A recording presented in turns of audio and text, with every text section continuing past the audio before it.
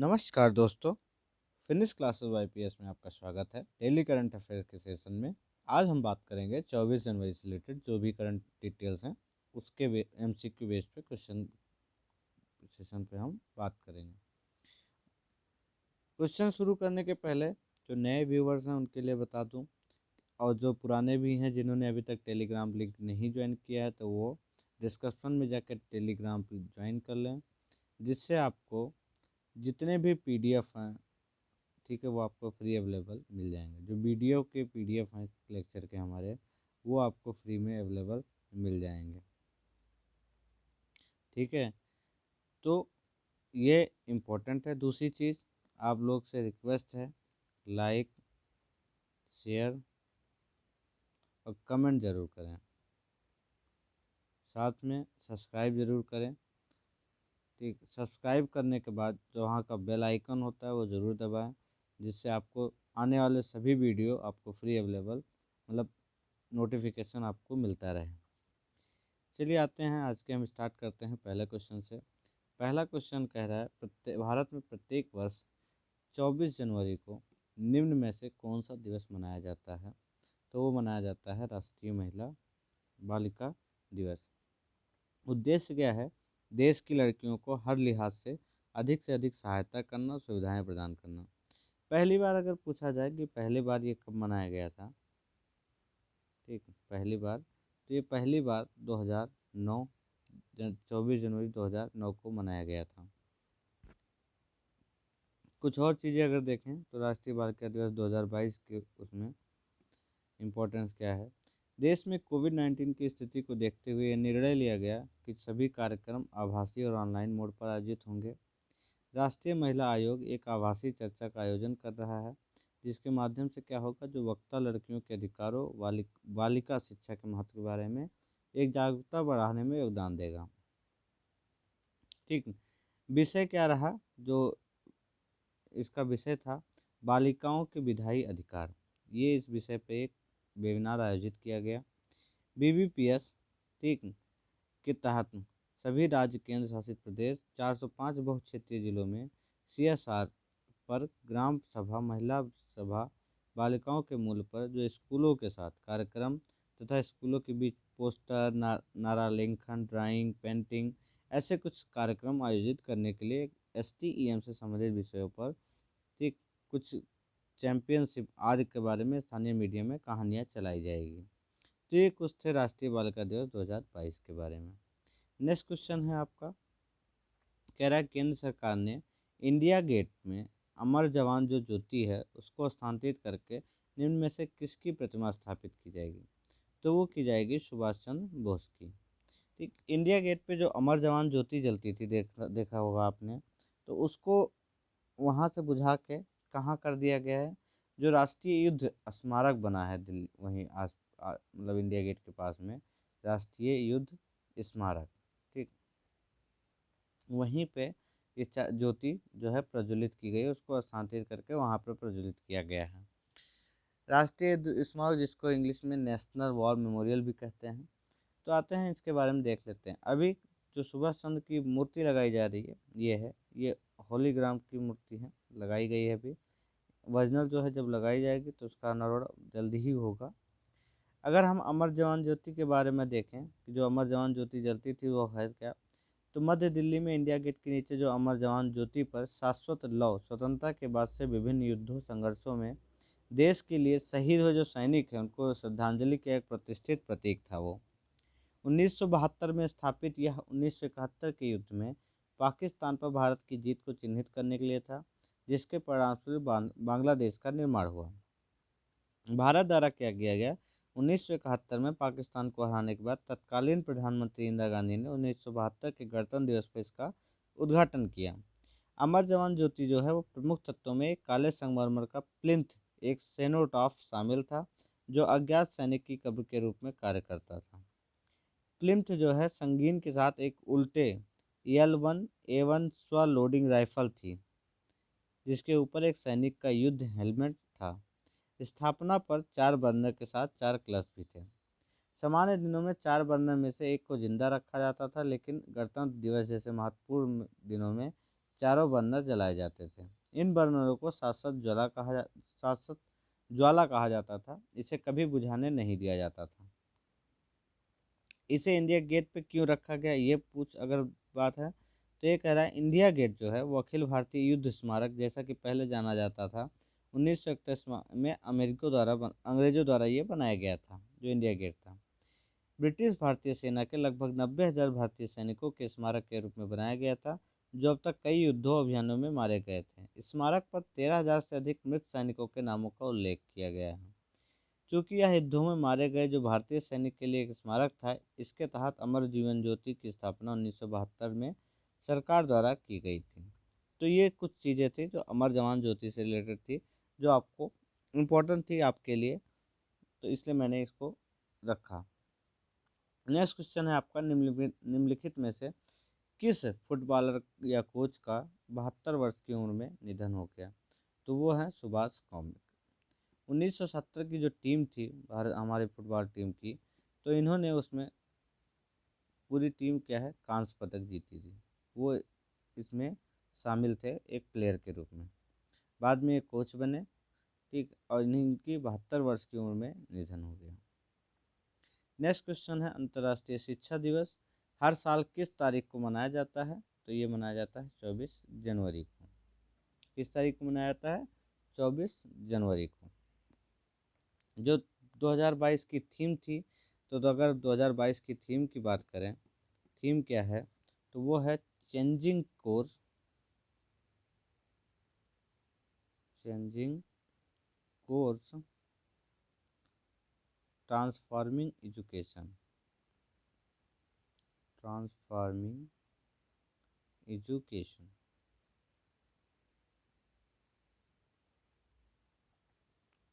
Next question है, England के किस पूर्व बल्लेबाज ने तत्काल प्रभाव से काउंटी टीम के हेड कोच को पद छोड़ दिया है? किसने किया है? विक्रम सोलंकी ने। ठीक। नेक्स्ट क्वेश्चन है आपका, केंद्र सरकार ने हाल ही में किस राज्य के मैंगलुरु के गंजीबंट में एक प्लास्टिक पार्क का बनाने की मंजूरी दी है? तो वो दिया है कहाँ पे? कर्नाटक के। कर्नाटक के जो औद्योगिक विकास बोर्ड है, क्षेत्र विकास बोर्ड है, उसकी भूमि में वे बनाया जाना है।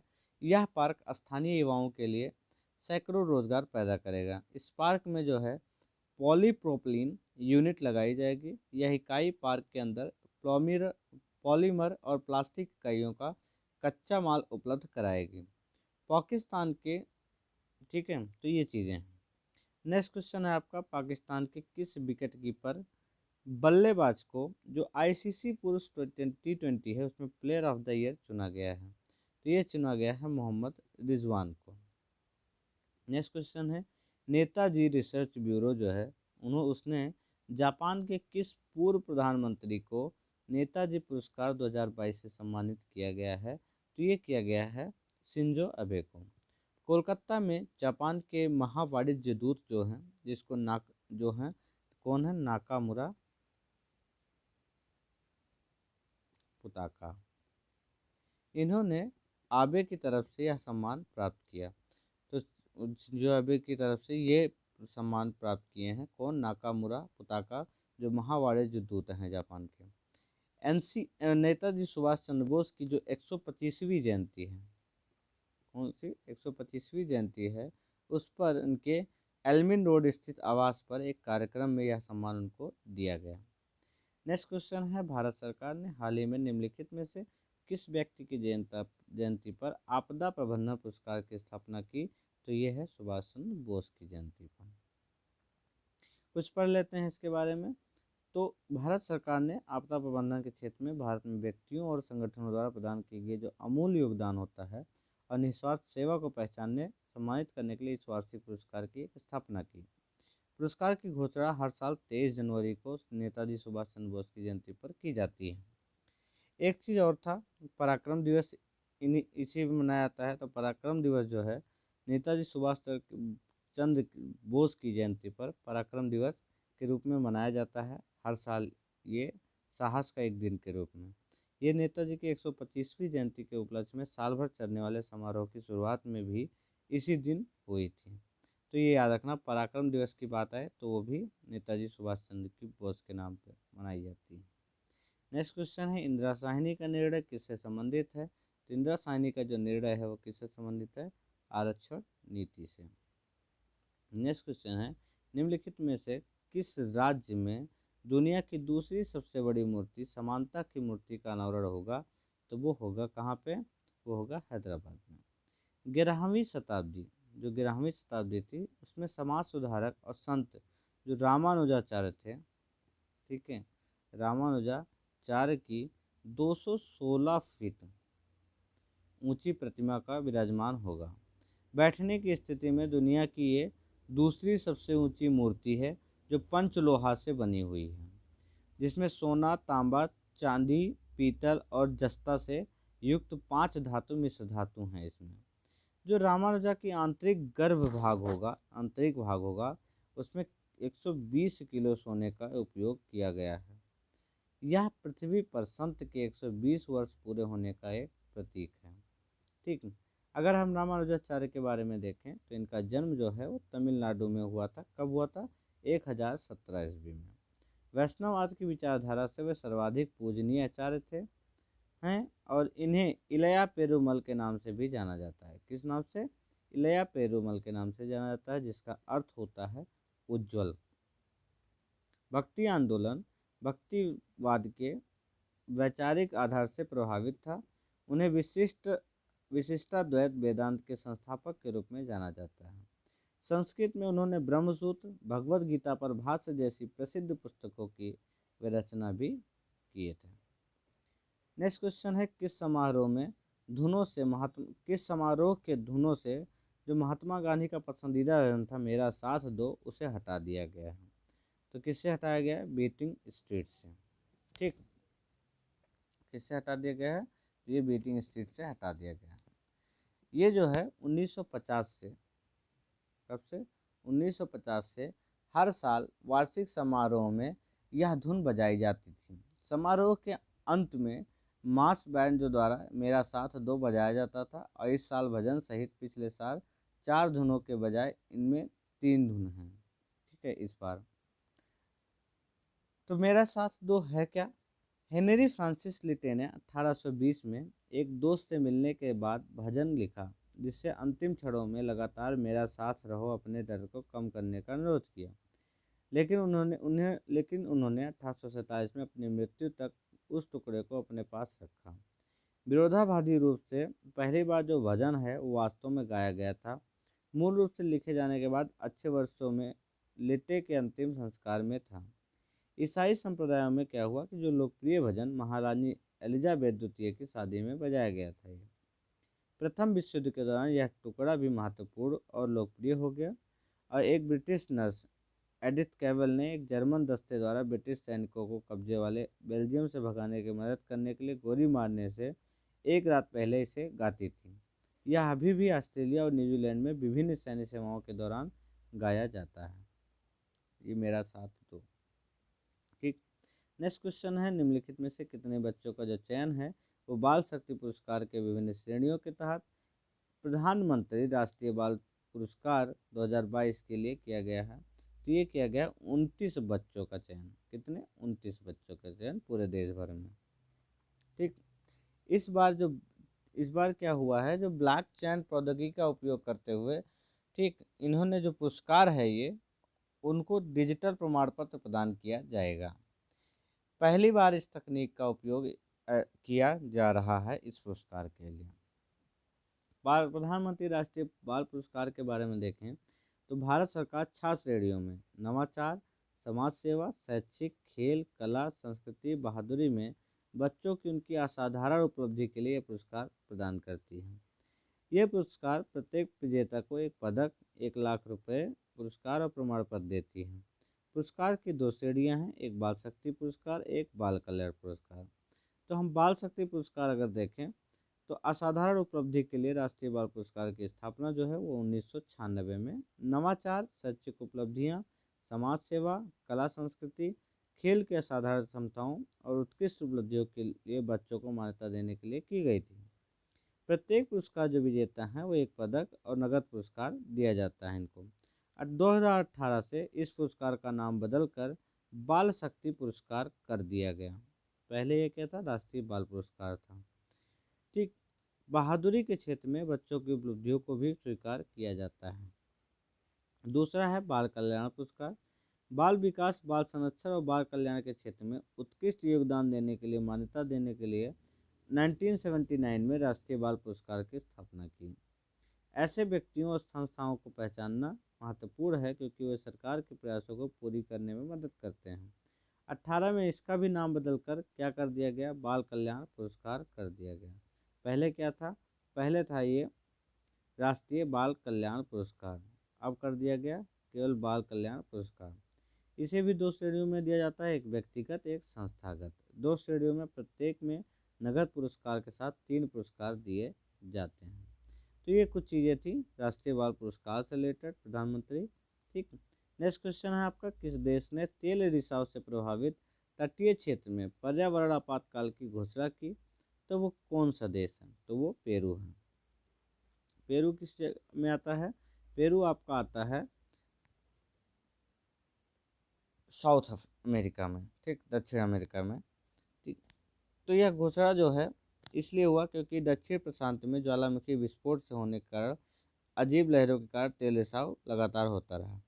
पेरू में जो लीमा क्षेत्र है ना, ये इसके पास तेल रिसाव ने समुद्र तटों को प्रदूषित कर दिया और पक्षियों को मार डाला। मछली पकड़ने पर्यटन उद्योगों को नुकसान पहुंचाया है। ठीक, तो ये इस वजह से अभी हाल ही में पर्यावरण आपातकाल घोषणा कर दी है।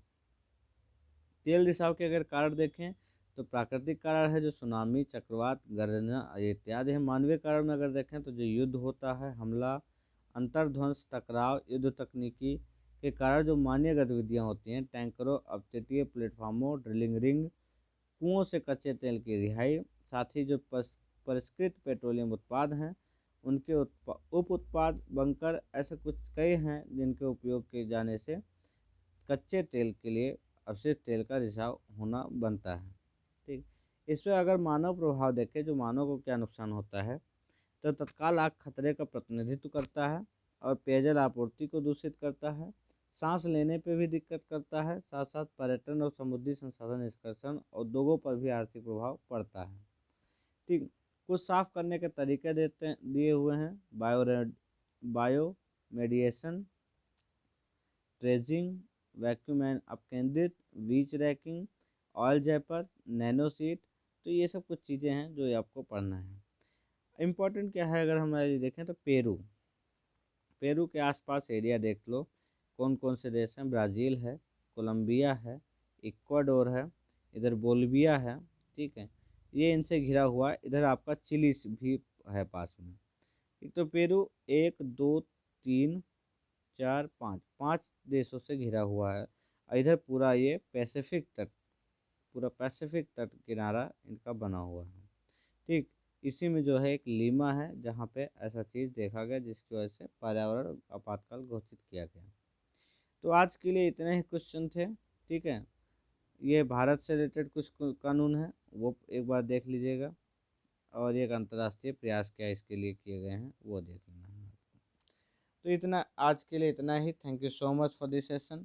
प्लीज़ आप लोग कमेंट, लाइक, सब्सक्राइब जरूर करें और शेयर ज़रूर करें। उसके पहले आपसे एक क्वेश्चन जाते जाते कि 24 जनवरी हमारे लिए इम्पोर्टेंट क्या है और 24 जनवरी को क्या क्या घोषणा किया गया था,